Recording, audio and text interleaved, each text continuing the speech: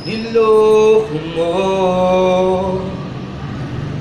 winasak mo, pati mga pangarap ko. Ilan kaya ang tulad mo? Bakit ba ganyan ang puso mo? Natatawa ko nang marinig ko ang balitang mayroon ka ng iba. Halos kahapon lang sinabi mo sa akin na tayo ay tapos na. O kay bilis naman, sino ba yung nakuha mo? Mukhang hindi ka kilala. Ilan pa bang mga babae ang paluluhain mo pa?